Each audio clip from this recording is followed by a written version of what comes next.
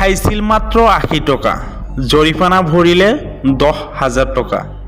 তথাপি বেচেৰাই কয় মাত্ৰ দুপেকহে খাইছিল তেওঁ। দুটা খালো চাগে আৰু অকমান খাইছে বেছি হয়।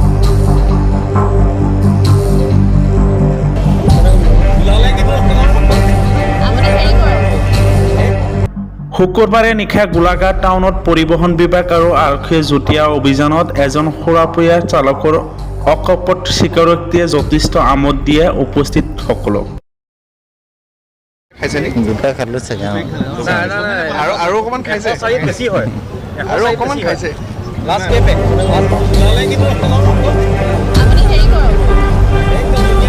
গোলাঘাট জিলা পৰিবহণ বিভাগ আৰু গোলাঘাট সদৰ আৰক্ষীয়ে নৱবৰ্ষৰ প্ৰাক মুহূৰ্তত সুৰাপায়ী চালকৰ বিৰুদ্ধে চলাই এক যৌথ অভিযান।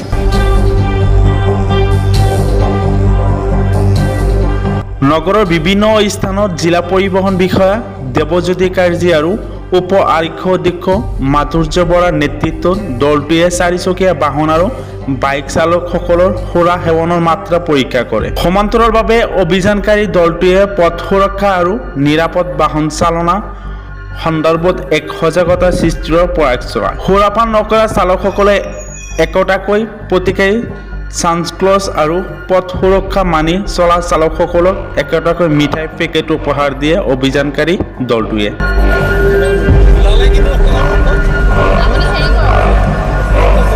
দুৰ্ঘটনামুক্ত বৰদিন আৰু নৱবৰ্ষ উদযাপনৰ বাবে সকলোকে পথ সুৰক্ষাৰ নীতি নিয়মসমূহ পালন কৰিবলৈ আহ্বান জনায়। অভিযানৰ সময়ছোৱাত ছানগ্লাছৰ বেশভূষাৰে 3জনকৈ আৰক্ষীলোকে সম্ভাৱ্য দুৰ্ঘটনাৰ সন্দৰ্ভত চালকসকলক সজাগতা কৰাৰ চেষ্টা চলোৱাৰ দৃশ্য আকৰ্ষিত কৰে সকলো। এইটো আপুনি দি দিব খাওঁতে কিমান খৰচ হ'ল? খাওঁতে কিমান খৰচ হ'ল? হাঁহি বহুত দিছে ন, বহুত ধুনীয়া ল'ৰা বুলি কৈ দিয়া লাগিলে নাই এই চশমা এপেকে খাইছোঁ মই, বেছি খোৱা ল'ৰা এই আৰে মই খাইছোঁ আহিছোঁ মাংস লৈছোঁ বিন্দাছ গ'ল। কিমান খালে দাদা? দাদা এক পেকে খাইছোঁ মই। 104 ওলাইছে নহয় মিটাৰত। বেছি খালে নে? অকমান বেছিকে খাইছে নেকি? দুটা খালো চাগে আৰু অকমান খাইছে বেছি হয়। আৰু অকমান খাইছে লাষ্ট কেপে নাই দুপেকে খাইছোঁ। ধৰা পৰি গ'ল ভুলতে হা ভুলতে ধৰা পৰি গ'ল। ভুলতে ধৰা পৰিলোঁ আৰু তোমালোকৰ আশীৰ্বাদ আৰু এতিয়া কি হ'ব? আইনটো মই নবহোঁ মেইন থিং মই ঘৰ যাম জানে নাই কেইটকা ফাইন পইচা মই নাজানো নহয় মেইন থিং 10,000 টকা। ইমান পইচাই নাই মোৰ মোকে মোৰ নাম নকওঁ, মোৰ নাম জিতু বৰা। আগন্তুক নৱবৰ্ষ আৰু মাঘৰ বিহুৰ উপলক্ষে গোলাঘাট জিলা পৰিবহণ বিভাগৰ তৰফৰ পৰা আজি আমি এই সুৰাপায়ী চালকৰ যিসকলে সুৰাপান কৰি ৰাস্তাত গাড়ী চলায় তেওঁলোকৰ বিৰুদ্ধে এটা অভিযান চলাইছোঁ। সকলোৱে যাতে নৱবৰ্ষ মাঘৰ বিহু ভালদৰে সুৰক্ষিতভাৱে পালন কৰিব পাৰে তাৰ বাবে আমি এই অভিযানটো কৰিছোঁ। আমি বিচাৰিছোঁ যে আপোনালোকে উৎসৱক উৎসৱ হিচাপে থাকিবলৈ দিয়ক, কোনো ধৰণৰ উদ্ভণ্ডালি নকৰক, সকলোৱে যাতে মৰমেৰে ঘৰৰ মানুহৰ লগত ভালদৰে উৎসৱটি পালন কৰক তাৰ বাবে আমি এইটো অভিযানটো কৰিছোঁ গোলাঘাট জিলা পৰিবহণ বিভাগৰ তৰফৰ পৰা আৰু সকলোকে আগন্তুক নৱবৰ্ষৰ শুভেচ্ছা জ্ঞাপন কৰিছোঁ।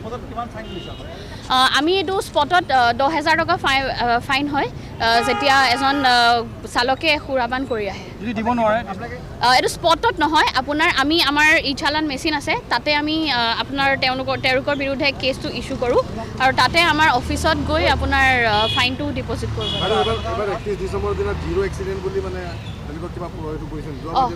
হয় এইটো আপুনি আমাৰ মাননীয় মুখ্যমন্ত্ৰীয়ে কৈ আছে যে কোনো ধৰণৰ এক্সিডেণ্ট যাতে নহয়, সকলোৱে ভালদৰে যাতে 31 ডিচেম্বৰ পালন কৰিব পাৰে সেইকাৰণে আমি এই অভিযান কৰিছোঁ আৰু আমি বিভিন্ন গোলাঘাট জিলাৰ বিভিন্ন জেগাত সুৰাপায়ী চালকৰ বিৰুদ্ধে অভিযান চলাই আছোঁ আৰু যাতে কোনো ধৰণৰ এক্সিডেণ্ট নহওক আৰু সকলোৱে সুৰক্ষিতভাৱে থাকিব পাৰে তাৰে বাবে আমি প্ৰচেষ্টা কৰি আছোঁ।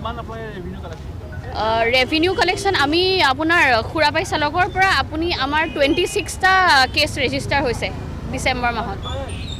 মানে জইণ্টলি আমি এটা হেৰি চলাই আছোঁ ড্ৰাংক এণ্ড ড্ৰাইভিঙৰ এগেইনষ্টত তো এইকেইদিন এইটো চলিব আৰু এসপ্তাহ 10 দিনমান আৰু নিউ ইয়েৰ ইভছ এণ্ড এক্সমাছৰ সময়ত এক্সিডেণ্টছ যথেষ্ট বাঢ়ে সেইখিনি প্ৰিভেণ্ট কৰিবলৈ যাতে আৰু কমে আগতকৈ সেইকাৰণে আমি এটা জইণ্ট ইফৰ্ট দি আছোঁ সাৱধানে চলাওক এক্সিডেণ্টৰ সন্মুখীন নহ'ব আৰু আমাৰ অসমৰ মাননীয় মুখ্যমন্ত্ৰী মহোদয়ৰ নিৰ্দেশত আমাৰ গোলাঘাট জিলাৰ উপায়ুক্ত ছাৰৰ নিৰ্দেশত আমি যোৱা 20 তাৰিখৰ পৰাই ড্ৰাংক এণ্ড ড্ৰাইভিঙৰ ওপৰত অভিযান অব্যাহত ৰাখিছোঁ সেই অভিযানৰ লগতে সংগতি ৰাখি আজি আমাৰ টোকানী চাৰ্কলতো আমি ড্ৰাংক এণ্ড ড্ৰাইভিঙৰ ওপৰত ডিষ্ট্ৰিক্ট এডমিনিষ্ট্ৰেশ্যন দ্বিতীয় অফিচ আৰু পুলিচৰ পিনৰ পৰা কম্বাইন এটা এনফৰ্চমেণ্ট ড্ৰাইভ দি আছোঁ অলৰেডি আমাৰ ডিষ্ট্ৰিক্টত 35টামান ড্ৰাংক এণ্ড ড্ৰাইভিং কেছেছ আমি পাইছোঁ আজিও আমি তেনেধৰণে মানুহৰ সজাগতাৰ উদ্দেশ্যে ড্ৰাংক এণ্ড ড্ৰাইভিং এনফৰ্চমেণ্ট ড্ৰাইভটো কণ্টিনিউ ৰাখিম হয় ফাইন কৰা হৈছে এণ্ড আমি এজ পাৰ MP Act যিখিনি যাৱতীয় ব্যৱস্থা গ্ৰহণ কৰিব লাগে সেই যাৱতীয় ব্যৱস্থাখিনি গ্ৰহণ কৰিছোঁ ধন্যবাদ